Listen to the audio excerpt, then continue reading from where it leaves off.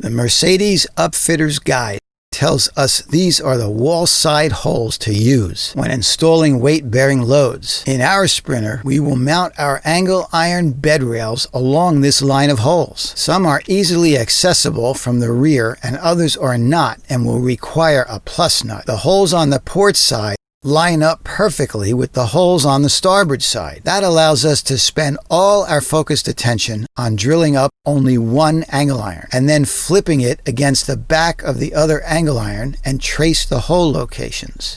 Mr. and Mrs. Sprinter delivered their van with select pieces of 80/20, and I received the first order of 80/20 for Tumbleweed the Promaster, the garage shelf, the upper cabinets, and the galley. Haven't we had enough fun already?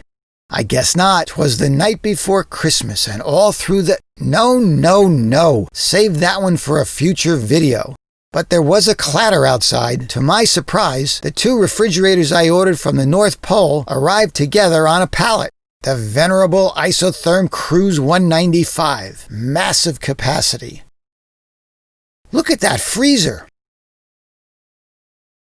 And 2 separate compressors for full-time van life redundancy. The other is the Cruise 130, which will live happily in my pleasure way.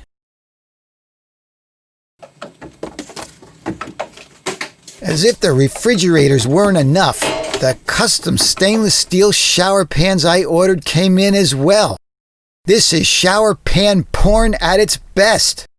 The mechanical shelf in the Sprinter will span east-west in the garage, just aft of the bulkhead. All the water and electrical systems will be located here, one system on each side. The 80/20 module is designed to be fully adjustable in terms of mounting the components, and careful attention is paid to the equal distribution of weight. More details on this module as they become available.